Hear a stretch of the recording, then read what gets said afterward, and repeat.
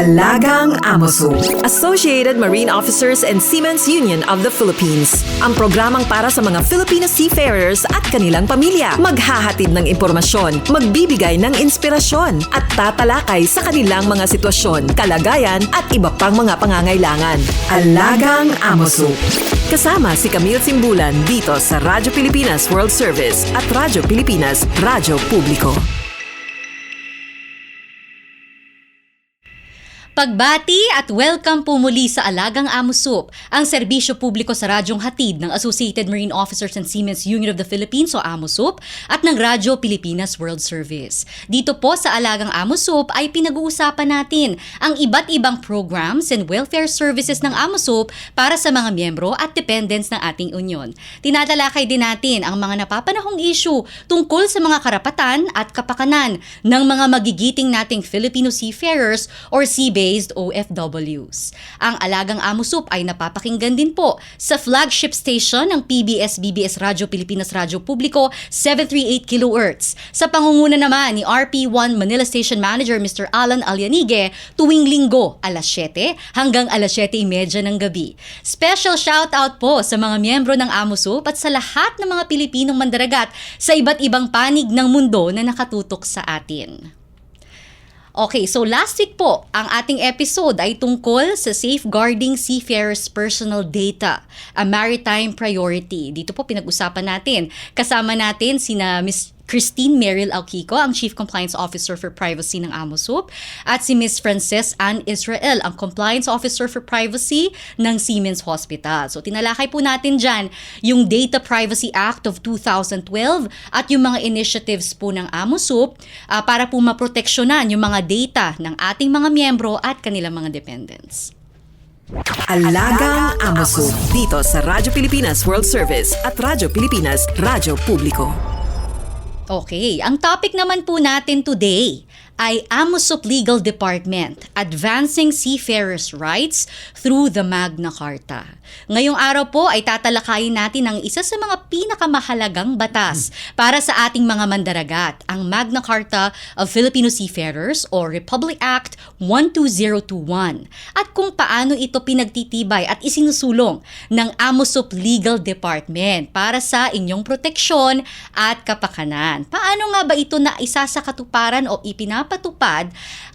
Syempre, katuwang yung mga government agencies, no? At ano ang papel ng Amosup Legal Department sa usaping ito? Paano natin tinutulungan yung mga miyembro natin? Yan ang ating pag-uusapan kasama ang ating espesyal na panauhin ngayong araw, ang Administrative Secretary at Legal Officer ng Amosup. Let's all welcome to the show, Attorney Alex Jargonhan. Welcome po to Alagang Amosup, Attorney Alex. Hello, good afternoon, Camille.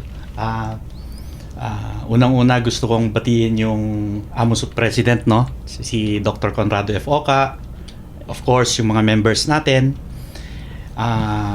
Nais ko rin batiin yung aking nanay all the way from Apari, Cagayan, Mrs. Norma F. Ragonhan, at yung mga staff ng Legal Department, Amosup Legal Department, sina J. Tom Badet, sina Meryl, at sina Jomic and Attorney Mickey. Ayan, ang mga masisipag, magagaling nating mga na legal department ng Amosup. Siyempre si Attorney Zamora. Hayaan mo na yun. Ayan, ang iyong partner.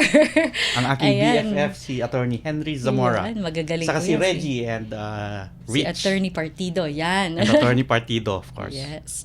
So, Attorney Ragonhan, isa na pong ganap na batas ang Magna Carta of Filipino Seafarers o RA 12021. Tagal pong ipinaglaban yan ng ating union, katuwang yung mga stakeholders po at lalong-lalo na yung mga miyembro natin, mga seafarers. So, ano po yung kahalagahan nito para sa mga Pilipinong mandaragat? At saka ano pong relasyon nito sa batas na yung international law naman po na Maritime Labor Convention o MLC 2006? Oo.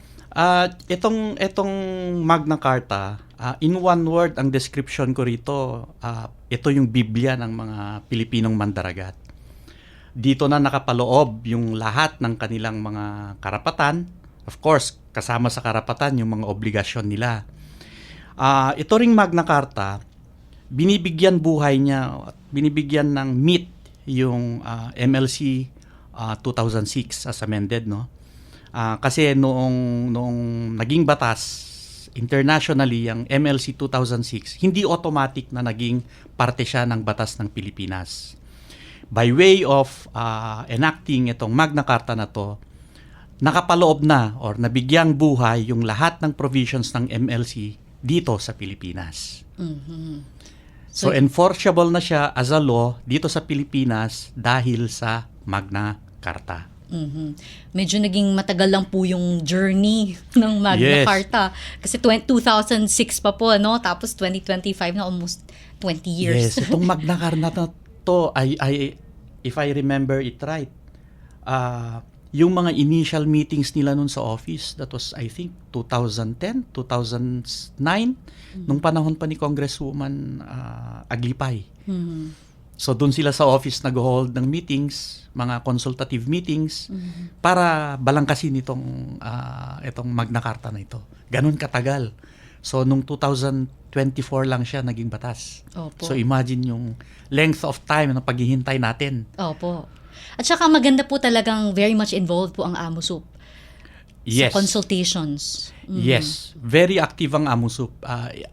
Dito talaga nagbigay ng standing order si Dr. Oka na by hook or by crook talagang dapat maipasa ito and suportahan ng AMUSUP yung lahat ng mga provisions na pro seafarers, and at the same time hindi lang yung pang seaman kundi yung kabuuang ikakabuti ng industriya ng marino dito sa Pilipinas. Opo, kasi hanggang ngayon number 1 po tayo. Yes, yes. And of course we know and we want to keep that reputation na top seafaring nation ng Pilipinas. Siyempre naman. Of course. Okay, so para sa inyo po, ano po ba yung mga pinakahalagang provisions ng Magna Carta of Filipino Seafarers hinggil sa mga karapatan ng mga seafarers? Dahil sinabi nyo nga po, this is the Bible, yung Biblia po ng kanilang mga karapatan na mahalaga po na malaman ng mga seafarers natin at maisa puso nila. Ang dami niyan, Camille.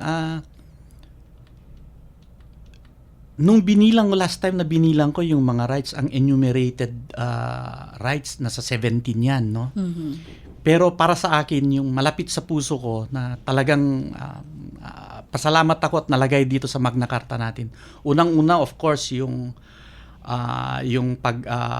paglagay sa isang core convention ng MLC, yan yung Anti-Discrimination Convention. Ay, mahalaga po yan. Oo. Siyempre, Pilipino tayo, dapat taas noo tayo lagi. Kung ano yung trabaho ng isang Pilipino na kapareho ng banyaga, dapat pareho sila ng sinasahod niyan. Of course, nandyan rin yung anti-discrimination on account of gender or sex, yung political belief, mga ganyan. Andyan yan. Pangalawa na importante para sa akin, yung just terms and conditions of employment. Siyempre gusto natin hindi linalamangan ang mga Pilipino nating manggdaragat pagdating sa kanilang mga kontrata. At kailangan sang-ayon yung kanilang mga kontrata sa mga terms and conditions sang-ayon sa standards na binibigay ng international community. Nandyan rin yung pagbibigay buhay sa mga training and education natin, maritime training and education. And of course, yung 3 of the rights na related sa ambulance chasing, nandyan yung right to free legal representation. Sa karapatan na to, maski meron tayong mga government lawyers na ngayon na pwedeng tumutok sa mga complaints ng ating mga seafarers. Andyan rin yung right to appropriate grievance mechanism. Sa pamamagitan nito, matutulungan ng union, yung seaman, sa paglaban sa kanyang mga karapatan pagdating sa kanyang mga complaints laban sa kanyang employer. At lastly, nandyan yung right to immediate medical attention.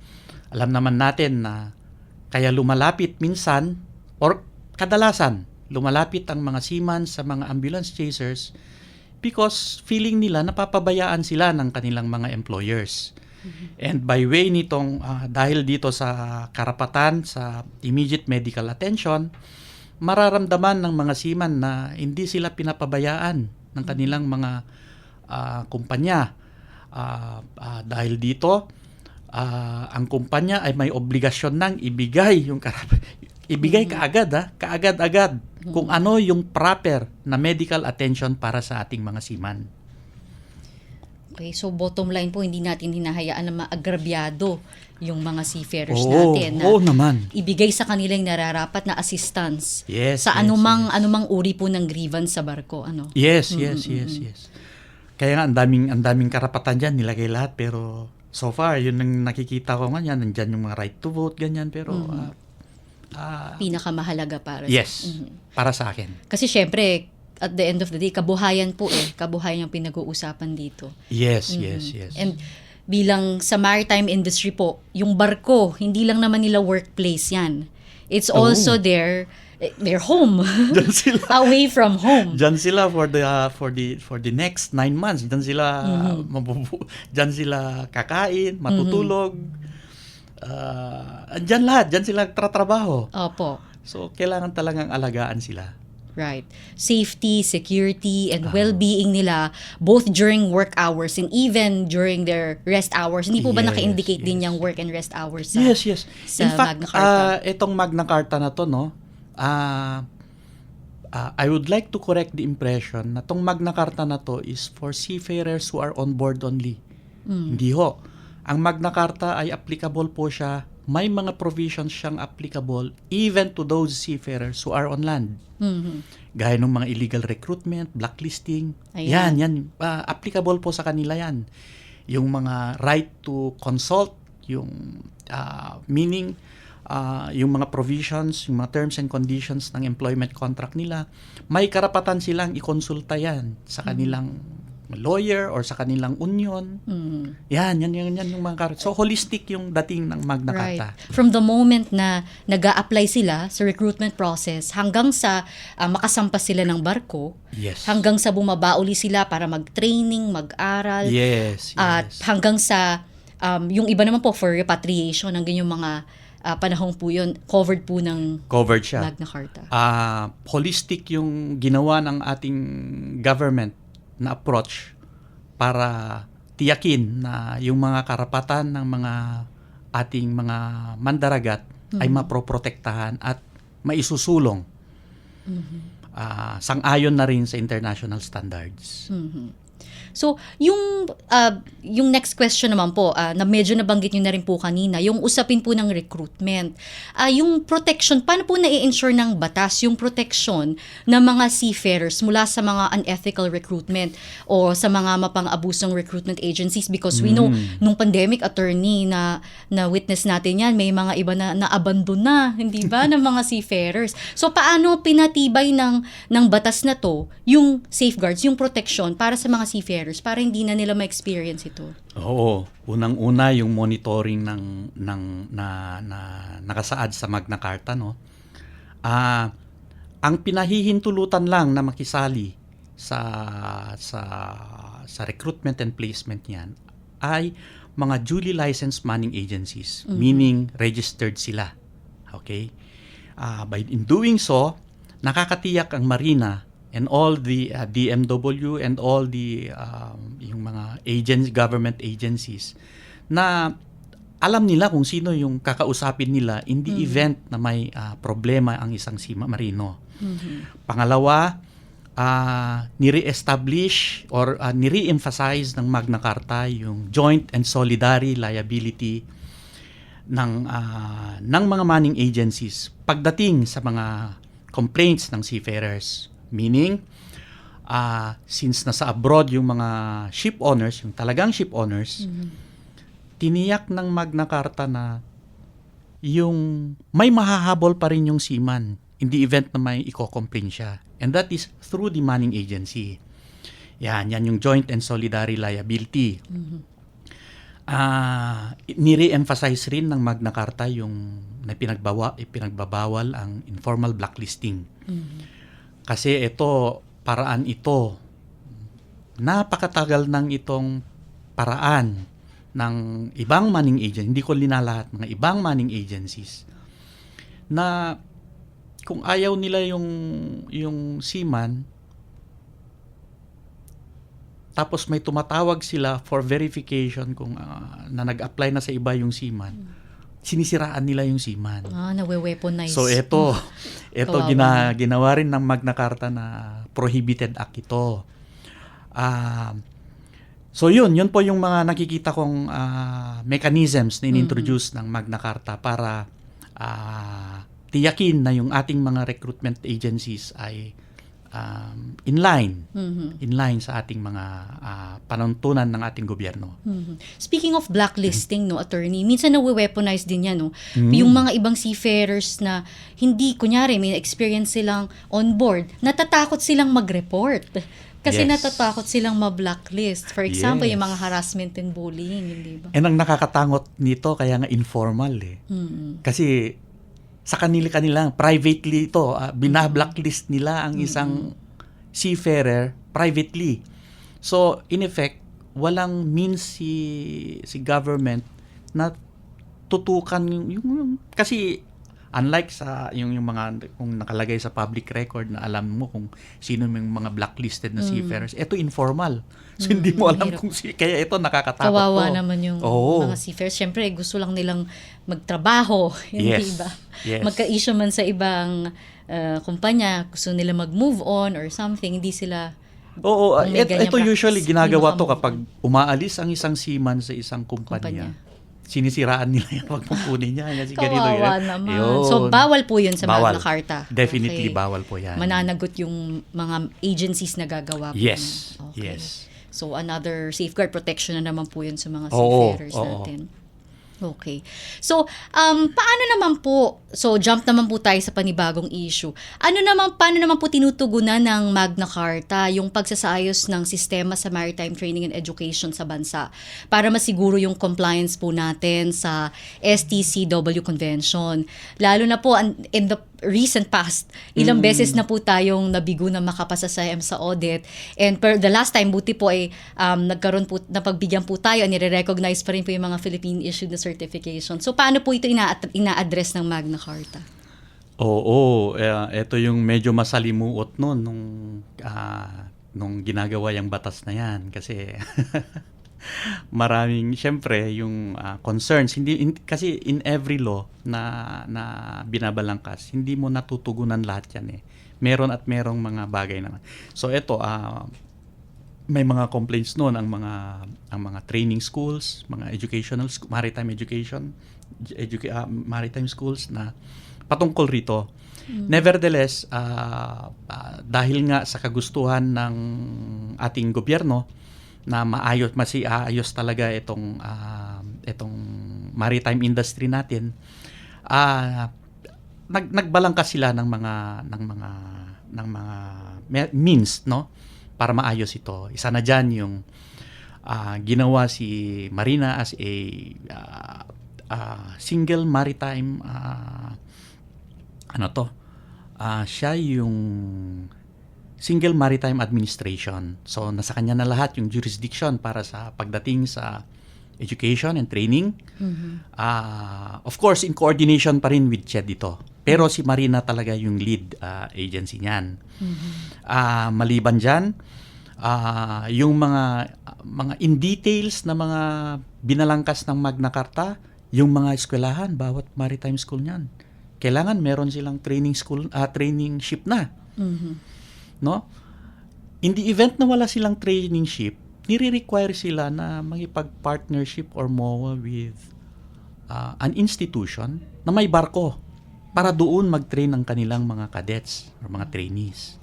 No? Kasi mahalaga din po talaga yung shipboard training. Mahalaga. Isa yan sa kaya maraming mga schools yung na close down noon na dahil nga rito kasi yung mga eskwelahan ang daming naglipanan noon ng mga maritime schools noong sumikat na tong maritime industry, yung pagsisiman. Ang daming maliliit na schools na naglipana tapos wala silang paano ka makapag-abroad kung ang kailangan mo is shipboard training? Yes, wala So, kang kailangan yan. experience. And then, isa rin sa mga in-introduce ng Magna Carta, yung kailangan yung number of students ng isang maritime school, proportionate. Proportionate dapat yan sa slots na nakalaan sa kanilang training ship and sa kanilang simulators. Yan. Tapos nagbibigay rin tong Magna Carta ng incentives, scholarships Yan. para sa mga deserving students. Pinapasara rin yung lahat ng substandard na mga schools and training institutions. And tinignan rin, nireview nila, may mechanisms ang Magna Carta ngayon through Marina na from time to time ire-review ng Marina yung curriculum ng mga maritime schools natin and training institutions to see to it na compliant sila sa requirements ng STCW. That's really good. Especially po with the ongoing Yung transition, Oo. the transition of the maritime industry to green shipping. Siyempre, Yes. ang daming mga updates Yes, nga, yes, autonomous shipping po, no? It's on the Yes. horizon na. Ang dami na pong mga companies na nag-shift, nag-i-invest sa zero-emission vessels, automated vessels. Kailangan talaga nating mag-evolve if we want to keep up with the international yung maritime market. Kailangan nating mag-evolve as a nation and as an industry. Right. Ay maganda po na natugunan po yun sa Magna Carta. Yes. Na naisama po siya. Maraming nag-oppose dyan nun. Pero at the end of the day, kailangan talagang titignan. Siguro tinignan talaga ng government kung ano yung ikakabuti ng mas nakakarami. Yan. Okay. Bukod po sa maritime education and training, I know na isang hot topic din po before yung tungkol sa ambulance chasing. Nabanggit niyo na po kanina tong topic na to. So paano po nagkaroon ng kompromiso yung iba't ibang stakeholders sa Philippine maritime industry kung paano po tutugunan yung problema sa ambulance chasing? Although na-mention niyo na po yung tatlo, Oo. no, yung right to free legal representation, yung sa right to the grievance mechanism and immediate medical attention. Paano po napag-align yung mga interests po ng iba-ibang grupo? I know this was Oo. tough, ano? Oo. Di ba sa legal department kami sa AMUSUP kasi meron tayo ng grievance procedure. Opo. Okay? At napapansin namin dyan na ang alam mo, yung perception kasi ng foreign ship ng ship owners sa atin is very litigious ang Filipino seafarers. Okay? So since nung nandyan na ako, naisip na ni na Captain Oka noon yan, yung third doctor referral. At napakabuti nito. Yung intention nito napakabuti kasi oo nga naman, kasi yung magiging, kapag nag-disagree yung first opinion ng company designated doctor at yung seafarers doctor of choice, pag nag-differ yung assessment nila sa kalagayan ng seaman, i-refer nila sa third doctor. Okay? At yung findings ng third doctor na to, magiging final and binding na. Ang ganda, di ba? Ang Opo. gandang pakinggan. So, through this mechanism, wala nang aabot sa korte. Kaya lang ang gagaling ng mga lawyers natin. So, ang ginawa, itong Magna Carta, in-institutionalize itong third doctor referral na to. Itong third doctor kasi, pag meron to, wala nang chance para maglaban-laban yung parties. Kasi pagdating sa third doctor, tapos na lahat Final. So ito maganda to, tong third party doctor referral. May one provision or may one article ang Magna Carta na finokus lang dahil dito. Ganyan pinakita kung gaano ka-importante tong provision na yan. Meron rin yung 15-day approval of claims. Kasi kadalasan may mga nagko-complaints rin ng mga seaman kasi ang tagal-tagal na ibigay ng kumpanya kung ano yung nararapat sa seaman. So, anong gagawin ni seaman? Pupunta sa mga lawyers. At dahil dyan, ambulance chasing na naman yan. So, ang ginawa ng Magna Carta, binigyan ng palugit 15 days. From the time na nagbigay ng sulat si seaman at hiningi yung claim niya, kailangan 15 days, within 15 days, ibigay ni kumpanya. Tugunan agad yung... Yes. Kung ang findings ni kumpanya is, grade 8 ka lang. Pero si seaman, nire-require niya is grade 1. Yung up to yung grade 8, dapat ibigay na kagad. Kasi wala nang non-issue na yun eh. So yan yung mga, kanyan. Saka yung mga illness allowance, basic na yan eh. Kasi kung nagkasakit ka ng 120 days, dapat ibigay mo talaga yun. So, yan yung mga mechanisms na in-introduce ng Magna Carta. Meron rin siyang, itong batas na to, in-institutionalize rin yung mga seafarer hubs. Yan. Alam natin, gaya nung sa OWA natin. OWA. Yan. Yan. Kasi yung seafarer hubs na yan, dyan nagtatambay yung mga seaman. Eh. Opo. Etong mga seafarer hubs na to, gaya ng AMUSUP, pumupunta dyan. And then etong OWA rin, DMW, nagbibigay sila ng mga series of talks dyan kapag may program sila.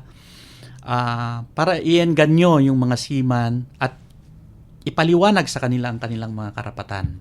That way, mismong si gobyerno na ang nag-explain sa ating mga seaman kung ano yung mga karapatan nila at hindi na itong si seaman pupunta sa mga ambulance kung cases. Kung kanino Yes.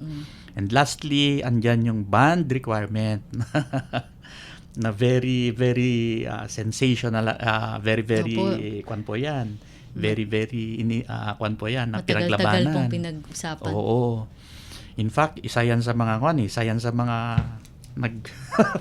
nag-delay sa passage ng Magna Carta. Napakaganda tong bond requirement na to kasi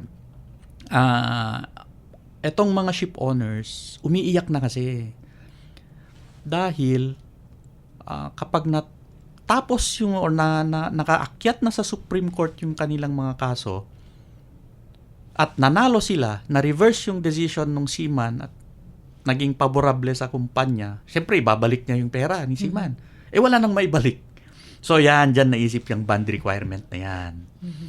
Itong bond requirement, ine-ensure niya na at the end of the trial, merong perang maibabalik kay kumpanya in the event na magiging favorable sa kanya yung decision. Pero parang may po yan, yung contested amount lang po, hindi po. Oh, yes. Tama ka, Camille. Contested amount lang. Kasi yung mga uncontested, gaya nung sabi ko kanina, yung grade 8 and grade 1. Since yung grade 8, inadmit na ni kumpanya na may grade 8 disability talaga yan, dapat ibigay na sa yun. seafarers. Yes. Para, of course, fair din naman sa seafarer. At makuha niya yung nararapat sa kanya. At habang nililitigate yung kaso niya, meron siyang panggastos. Opo. Meron siyang panggastos. Mahalaga po yun. Oo, kasi minsan, Camille, may mga kaso tayo, no? Assuming 120,000 yung claim ni seaman. Nasa middle pa lang ng litigation. Tatanggapin niya yung kahit na 40,000 or 60, kapit sa patalim.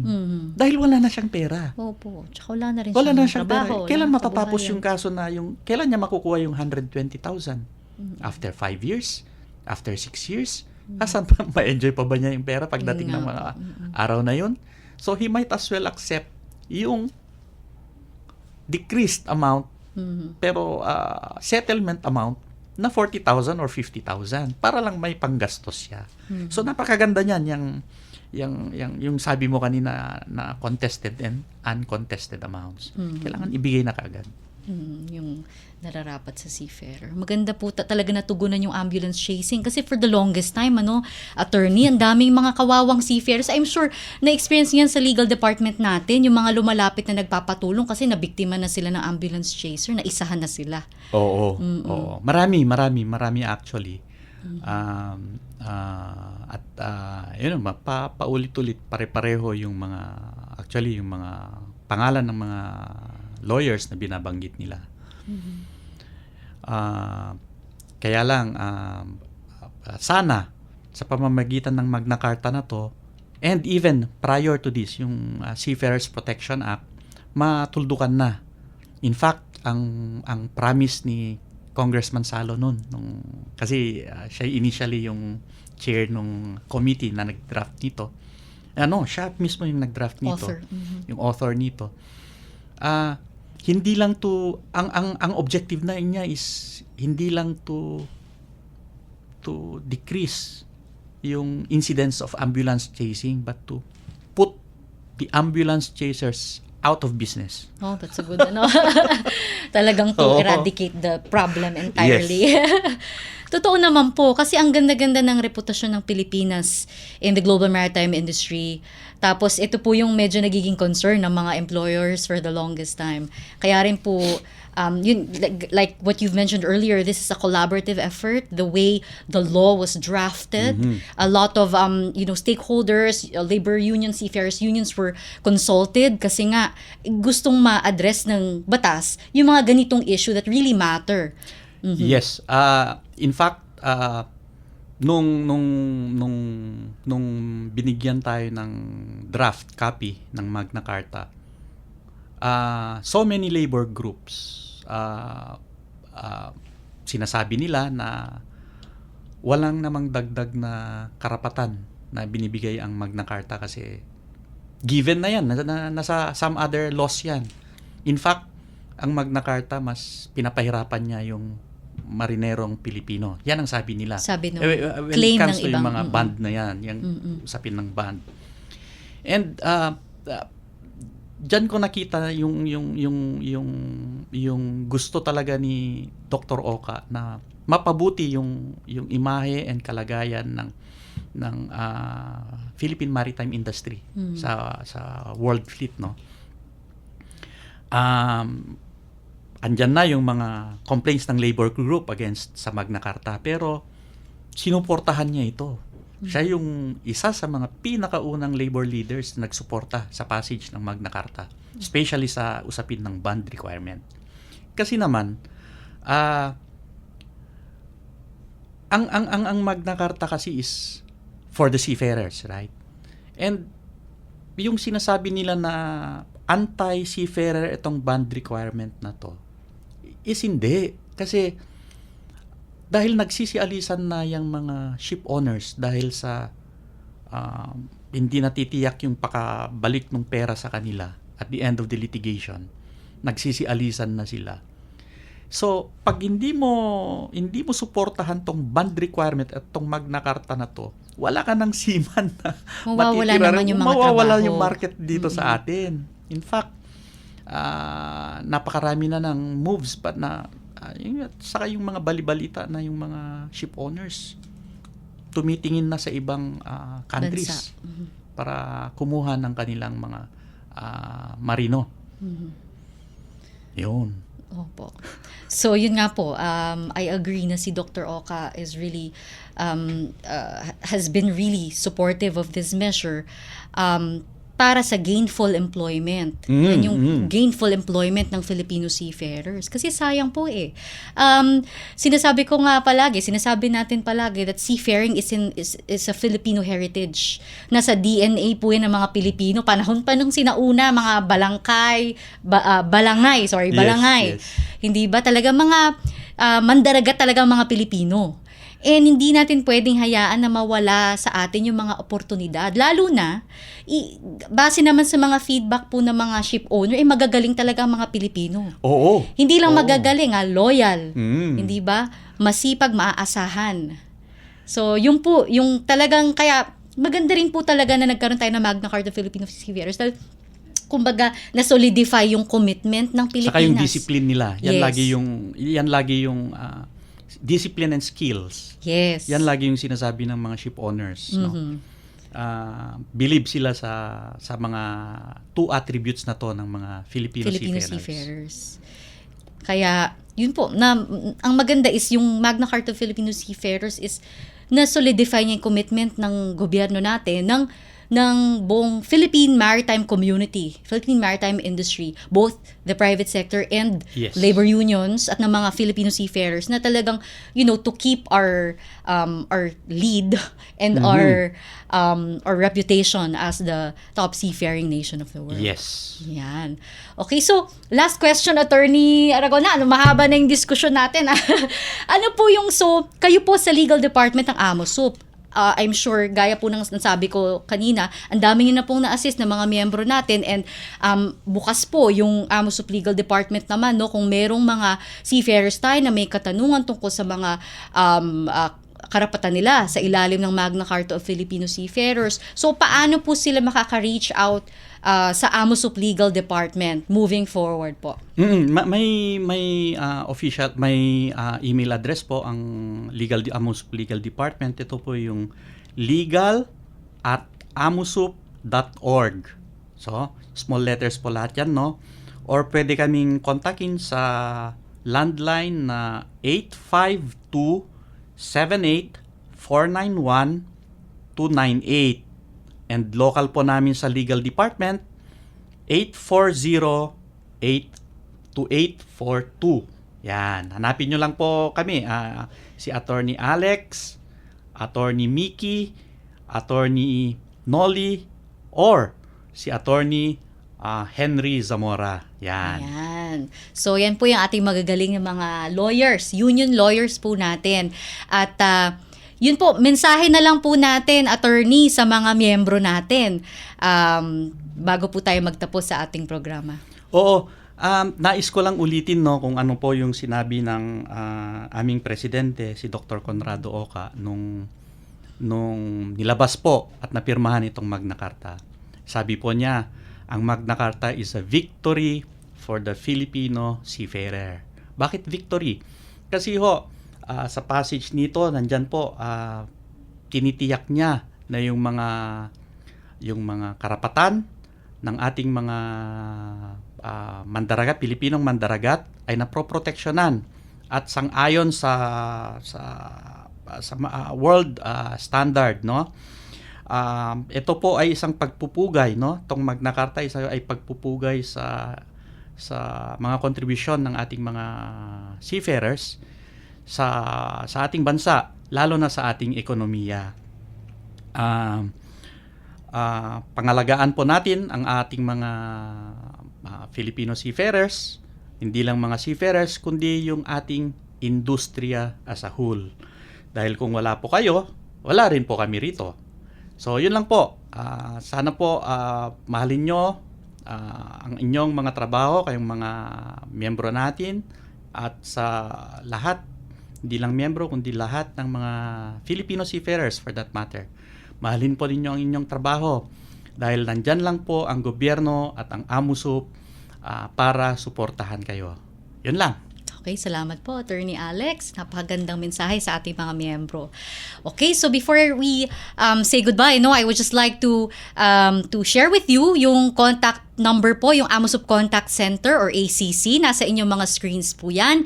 Meron po tayong telephone number 632-8527-8491 hanggang 98. Mobile numbers sa Globe 0945-795-5345 at sa Smart naman po 0920-437-1496. So yung mga numerong po yan ay para sa tawag po, hindi po yan pwede sa text o SMS. Sa tawag lang po yan ng ating AMOSUP Contact Center.